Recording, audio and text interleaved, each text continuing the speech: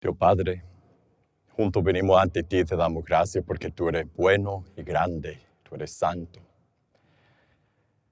Y acabamos de cantar de toda tu grandeza, de todo tu poder, de toda tu misericordia y tu gracia. Y ahora, Dios, al abrir tu palabra y leer juntos, nosotros pedimos que tu Espíritu Santo nos dé la misma convicción de quién eres tú al leer tu palabra, para que nosotros recibamos tu palabra y seamos transformados por ti.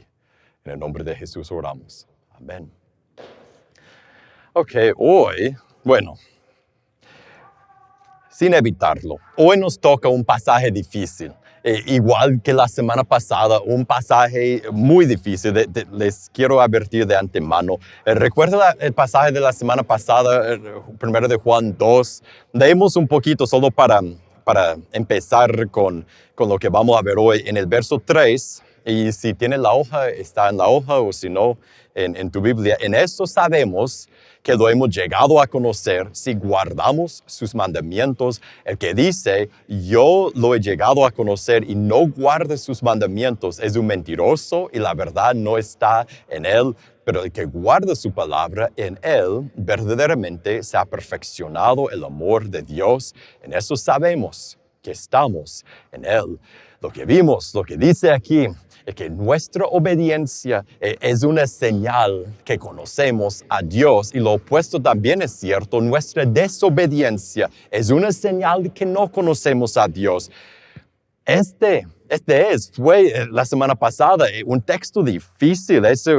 Cuando leemos ese texto, no sé tú, pero lo que yo veo, lo que primero me viene a la mente es mi tendencia de rebelarme contra Dios, mi desobediencia, las tentaciones que yo encuentro, las veces que caigo, mi carne.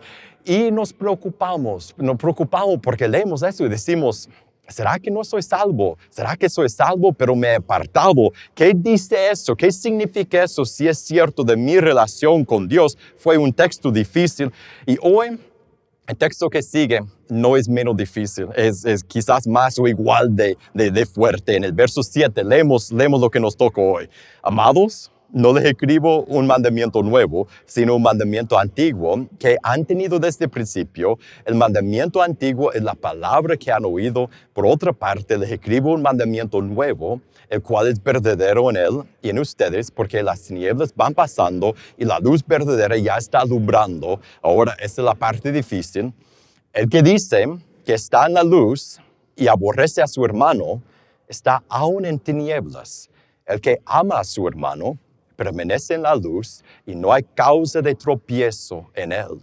Pero el que aborrece a su hermano está en tinieblas y anda en tinieblas y no sabe a dónde va, porque las tinieblas han cegado sus ojos.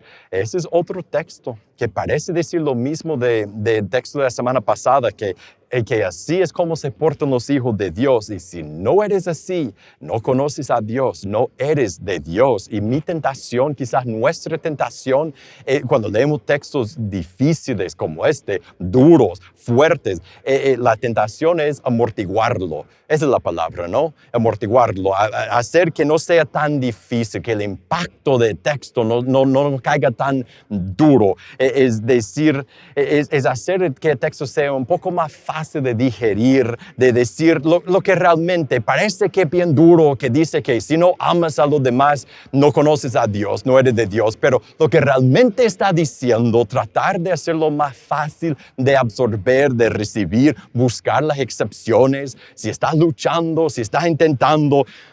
Pero yo creo que la mejor forma que tú y yo podemos servir al texto y la palabra de Dios es solo preguntar, ¿qué quiere decir Dios? ¿Qué nos quiere decir Dios en ese texto? Y en ese texto, lo que acabo de leer, encontramos uno de los mandamientos que Dios nos ha dado. Recuerden la semana pasada en el verso 3, en eso sabemos que lo hemos llegado a conocer si guardamos sus mandamientos. Ok. Ahora, en ese texto, a continuación, enseguida, Él nos dice cuál es uno de los mandamientos y quizás uno de los mandamientos, el mandamiento más grande que tenemos que guardar si estamos de verdad en Cristo. Y lo que vemos en ese texto es esa idea grande. El Hijo de Dios, la hija de Dios, ama a los demás. El Hijo de Dios ama a los demás. Los hijos de Dios aman a los demás. En el verso 9, otra vez, el que dice que está en la luz y aborrece a su hermano está aún en tinieblas. El que ama a su hermano permanece en la luz y no hay causa de tropiezo en él. El Hijo de Dios ama a los demás. Y si no amas, aborreces. Si no, esa es la comparación que nos da. No hay zona neutral. Yo no deseo mal a nadie, pero no amo mucho a la gente. No hay zona neutral. O amas o aborreces. Es uno el otro. Mira otra vez en el 9. Aborrece a su hermano. Y en el 10, el que ama a su hermano. Es uno o el otro. No hay categoría para cristianos indiferentes. Y yo trato bien a mi gente. Pero a los demás no deseo nada malo. No quiero que nada malo te pase, pero tampoco salgo de mi camino para ayudarte. No existe hijo de Dios que es indiferente a los demás. O amas o aborreces. Y es importante, por lo que dice ahí, los hijos de Dios hacen eso. Es otra marca. Eso de amar es otra marca identificadora. Algo que identifica, que marca como un tatuaje que llevan los hijos y las hijas de Dios. Es de segundo, en una lista muy corta. La semana pasada vimos que los hijos de Dios obedecen a su Padre. Hoy, los hijos de Dios aman a los demás. Amar es una señal o que eres salvo o que eres perdido, que conoces o no conoces a Dios. El que dice que está en la luz, en 9, aborrece a su hermano, está aún en tinieblas. Es señal de vida o muerte en nosotros. En el 10, el que ama a su hermano permanece en la luz y no hay tropiezo en él. Es señal de vida o muerte si somos hijos de Dios o no. O estamos en la luz, son las dos opciones. O estás en la luz, estás en el reino de Cristo, eres hijo de Dios, o eres ciego. ¿Ciego por qué? Porque todavía estás en el reino de las tinieblas, estás lejos de Dios, no ves la realidad, no ves la realidad que tú no eres el centro de tu universo. No, la razón que no amamos es porque nosotros nos preocupamos por nosotros mismos y no conocemos el amor de Dios, no lo hemos recibido verdaderamente y no lo damos ni lo podemos dar a los demás. Estamos ciegos en el reino de las tinieblas, es uno el otro. Y no solo es una advertencia o una señal, también el amor, según lo que dice Juan, nos puede dar seguridad. Mire el verso 10 otra vez. El que ama a su hermano permanece en la luz y no hay causa de tropiezo en él. Los que somos hijos de Dios debemos poder ver a nuestra vida y hallar seguridad de nuestra salvación. ¿En qué? De nuestra relación con Dios. ¿De qué? Por ver la obra de Dios en nosotros, por ver cómo nos llevamos a los demás, por ver cómo el Espíritu Santo da amor y bondad con otras personas y nos hace preocuparnos por los demás de una forma que sabemos que por la naturaleza que tenemos no haríamos. Podemos saber que somos los hijos de Dios y tener esa seguridad si vemos esa característica en nuestra vida, y si no, debemos preocuparnos. Ahora, si el amor es tan importante, si es algo que nos identifica como cristianos y su ausencia también nos identifica como personas que no andan con Dios, debemos preguntarnos algo, debemos preguntarnos ¿qué es el amor? Tenemos que definirlo. ¿Por qué? Porque cuando hablamos del amor, ¿de qué pensamos? Por naturaleza, por instinto. Sabemos que Juan no está hablando de eso, pero lo que pensamos por naturaleza es en el romance, en las flores y el noviazgo y citas y enamorarse, bodas y la pareja que va a vivir la vida perfecta juntos por todo tiempo y eternidad. Eso es lo que pensamos cuando pensamos en el amor. Pensamos en el romance, en los chocolates y ese es amor, es una clase de amor, pero no es de ese amor que Juan está hablando aquí. Cuando Juan habla del amor en esta sección de su libro y en el resto de su libro, recuerden eso para después, cuando vemos otros pasajes en que Juan menciona el amor, no está hablando ni por cerca en ningún momento ni en ningún sentido del amor romántico. Él está hablando del amor que es un deseo, el amor que es un deseo, que es el deseo de desear o querer lo mejor para otra persona y de desear que otros experimenten lo mejor. Podría decir que es una emoción. Viéndolo así, es una emoción, es algo que uno siente por otras personas cuando uno quiere, deseo de que tengan y reciban y vivan y experimenten y que tengan una vida mejor, que tengan lo mejor que pueden tener. Ese es el amor, el desear lo mejor, no solo terrenalmente, por toda la eternidad, desear lo mejor para otras personas, que nos hace evangelizar, que nos hace compartir la eternidad con Dios, con otros. Es el amor, debe ser el amor, es desear que otros tengan lo mejor. Y no solo es una emoción, no solo es un deseo, es acción. El amor es verbo no sustantivo. Eso suena bien, ¿eh? Soy el único grande que recuerda las canciones de antes. El amor es acción. El amor es acción, no solo es el deseo, la emoción, lo que sentimos, es lo que produce esa emoción y ese deseo. Si yo quiero lo mejor para ti y de verdad y te amo, yo haré algo, es hacer, obrar, demostrar deseo de que otros vivan y experimenten lo mejor, es darles lo mejor para ellos con nuestras palabras, con nuestras emociones, con nuestras acciones, con nuestros recursos, con nuestro dinero, por darles el evangelio, por darles lo que es mejor para ellos, aún a gran costo personal, a gran sacrificio. Este es el amor, desear y obrar que otros tengan lo mejor. Y tengo que preguntarme, ¿por qué nos tiene que decir Juan que amemos a los demás, que sentamos ese deseo y que actuemos con amor, que nos sacrifiquemos para los demás? ¿Por qué nos tiene que decir eso? ¿Por qué tiene que enfatizarlo tanto y decirnos que si no amas, no conoces a Dios, no eres parte de su reino? ¿Por qué? Porque no lo hacemos naturalmente, no lo hacemos, no amamos, por naturaleza no amamos. A veces sí, a veces nos sacrificamos para los demás, pero por lo general, eso no viene naturalmente a ninguno de nosotros porque somos egoístas.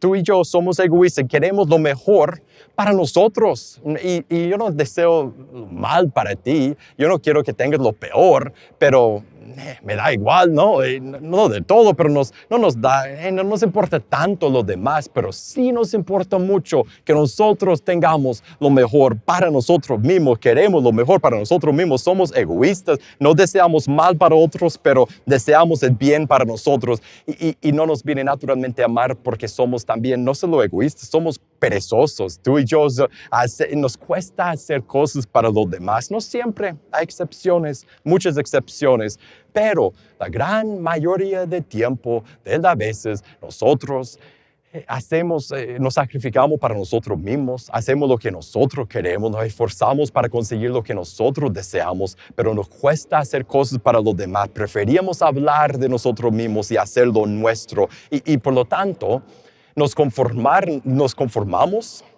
por no ser malos. O sea, somos muy egoístas y perezosos para amar a los demás siempre, en todo momento. Entonces nos conformamos por no ser malos, pero el amor no es ser neutral. El amor es proactivo, es hacer algo, es activamente buscar lo mejor para otras personas. Entonces, si eso es el amor y si no viene naturalmente a nosotros, una pregunta más. ¿Por qué es tan importante que amemos? ¿Por qué lo pone Dios como el primer mandamiento? Después de decir, si me conoces, vas a guardar mis mandamientos. El primer mandamiento que dice es, tienes que amar a los demás. ¿Por qué es tan importante para Dios que tú y yo hagamos algo que nos cuesta hacer? ¿Por qué? Porque Juan nos va a decir, porque primero regresa al verso 6. Antes de decirnos que tenemos que amar, mira lo que dice de Jesús. El que dice que permanece en Él, o sea, la persona que dice que está en Cristo, que es cristiano, debe andar como Él anduvo. Jesús es amor. Y nosotros debemos imitar a Jesús. Y lo primero que nos dice después de decir, tú tienes que imitar a Jesús, dice, ama a los demás. ¿Por qué? Porque Jesús era y es todo el amor del Padre encarnado en carne. Y Jesús amaba y ama a todos. Por eso, porque nos toca imitar a quien es la definición de amor. Por eso es tan importante que los hijos de Dios amen los unos a los otros y a los demás. También porque, bueno, lo que dice en el verso 7, el amor es la base de todos los demás mandamientos de Dios. Todo lo demás que Dios nos va a mandar a hacer viene de amar a los demás. Mira lo que dice en el 7. Amados, no les escribo un mandamiento nuevo. Le va a decir un mandamiento nuevo, pero le dice, no es un mandamiento nuevo, sino un mandamiento antiguo que han tenido desde el principio. El mandamiento antiguo es la palabra que han oído. Y ahora después va a decir que tenemos que amarnos. Y él dice, ese es el mandamiento que siempre han tenido. ¿De qué está hablando? En Gálatas 5:14, el apóstol Pablo dice, porque toda la ley antigua, la ley de Moisés, en una palabra se cumple en el precepto, amarás a tu prójimo como a ti mismo. Muy parecido a lo que dijo Jesús, ¿no? Recuerdo cuando le preguntaron, busca Mateo 22, cuando le preguntaron a Jesús cuál es el mandamiento más grande de la ley. Él le contestó, amarás al Señor tu Dios con todo tu corazón, con toda tu alma, con toda tu mente. Ese es el grande y primer mandamiento. Y el segundo es semejante a este. Amarás a tu prójimo como a ti mismo. Y mira lo que dice Jesús. De esos dos mandamientos dependen toda la ley y los profetas. Todo lo que Dios mandó a su pueblo antes a hacer, toda la ley de Moisés hallaba su cumplimiento en amar a Dios y amar a los demás. En otras palabras, si solo amabas a Dios y amabas a los demás, obedecías a todos los cientos de mandamientos que Dios dio a su pueblo. La razón es porque cuando amas a otra persona, no le vas a dañar. Ese es uno más. En Romanos 13, verso 8, el mismo apóstol Pablo que dijo lo de Gálatas, dice, no deben a nadie nada, sino el amarse unos a otros. Porque, mire, el que ama a su prójimo ha cumplido la ley. Lo único que tiene que hacer, dice, para agradar a Dios, para cumplir la palabra de Dios, es amar a los demás. Y explica por qué. No cometerás adulterio, no matarás, no hurtarás, no codiciarás y cualquier otro mandamiento, todos. En esas palabras se resumen, amarás a tu prójimo como a ti mismo. El amor no hace mal al prójimo, por tanto, el amor es el cumplimiento de la ley. El amor es tan importante, amar es tan importante porque es la base de todos los mandamientos que Dios nos ha dado. No puedes nombrar ni un mandamiento que Dios nos da que no viene y es cumplido por amar a Dios y amar a otras personas. Si amamos, cumplimos la ley. Y después, mire el verso 8. Por otra parte, les escribo un mandamiento nuevo.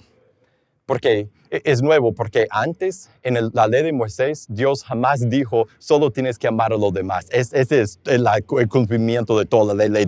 Le dijo cómo amar y eran cientos y cientos de mandamientos. Por otra parte, le escribo un mandamiento nuevo, verso 8, el cual es verdadero en él y en ustedes, porque las tinieblas van pasando y la luz verdadera ya está alumbrando. El amor, amar es el nuevo mandamiento y el único mandamiento en el reino de Jesús, en el pacto con Dios, el evangelio, la venida de Jesús, la cruz, todo lo que Dios ha hecho por nosotros viene del amor. Juan 3:16, porque de tal manera amó Dios al mundo que dio a su Hijo unigénito para que todo aquel que cree en Él no se pierda, sino que tenga vida eterna. Y ahora, para nosotros, y eso es grande, el nuevo mandamiento universal del reino de Jesús es amar.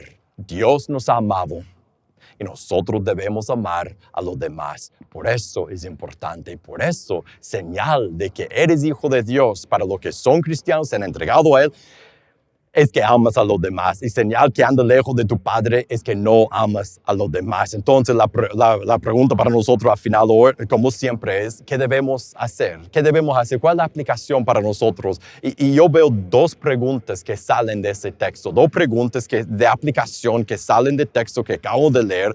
Y la primera pregunta es para los que no son cristianos, los que no han entrado, no se han entregado a Jesús. Y la pregunta es esa: ¿cómo puedo entrar en el amor de Dios? El Creador que ama y manda a sus hijos a amar con ese mismo amor que Él tiene, Él te ama a ti y te invita a entrar en su amor. Y lo haces por entregarte a Jesús y decidir seguirle, por arrepentirte, bautizarte, así aceptándolo como tu Señor y tu Salvador. Y en ese momento que haces eso, Él derramará sobre ti todo su amor, serás su hijo, serás amado, serás perdonado por toda la eternidad. Y en esa comunidad, cuando dices tengo que hacer eso, solo tienes que decir a uno de nosotros y puedes arrepentirte y bautizarte. Y la pregunta para los que somos cristianos es ¿cómo puedo dar el amor de Dios? Si eres cristiano, has recibido ese amor, has entrado en ese amor. ¿Cómo puedo dar el mismo amor que yo he recibido? Y esa es una pregunta que podrías hacerte ahorita, pero es mejor hacernos esa pregunta en cada momento de la semana que viene. Cada vez que estamos hablando con alguien, cada vez que alguien enfrente de nosotros, no preguntarle a ellos, preguntarnos a nosotros mismos, ¿cómo puedo dar el amor de Dios a esa persona? ¿Qué puedo hacer? ¿Qué necesita? ¿Cómo puedo bendecirle? ¿Qué puedo hacer para dar el mismo amor que yo he recibido? Y en ese momento, por hacer esa pregunta, esa es como una oración, ¿no? Y por hacer esa pregunta, Dios, el Espíritu Santo nos guía y nos hace ver qué debemos decir o hacer o dar o cómo podemos ayudar, cómo debemos actuar. Y cuando lo hacen, debemos hacerlo. Entonces, la aplicación para los que somos cristianos es cada vez que estás con una persona en esta semana, preguntarte a ti mismo, ¿cómo puedo darles el amor de Dios a esa persona? Y después hacer lo que Dios te pone en la mente hacer. Y ahora vamos a terminar. Vamos a terminar por celebrar el amor que recibimos de Dios en Cristo. Leo otra vez en la hoja, en tu Biblia, Juan 3:16, porque de tal manera amó Dios al mundo, que dio a su Hijo unigénito, para que todo aquel que cree en Él no se pierda, sino que tenga vida eterna. En el reino de Dios, para los que estamos parte del reino de Jesús, esa es nuestra realidad. Hemos recibido ese amor y ese es el momento que juntos, cada semana, recordamos de nuevo lo que ya sabemos, que Cristo murió en la cruz por mí, su cuerpo fue quebrantado, y a quebrar el pan con mi diente, yo recuerdo el cuerpo de Cristo y su sangre fue derramada. Y a tomar el jugo, recuerdo su sangre, recuerdo que por amor Dios ha venido y se ha sacrificado a sí mismo para que yo pueda llegar a ser su hijo. Y en ese momento celebramos. Y aunque estemos en silencio, tomando eso, celebramos, estamos agradeciendo a Dios y cantamos juntos. Y yo les voy a dar un reto en ese momento que estamos tomando la Santa Cena.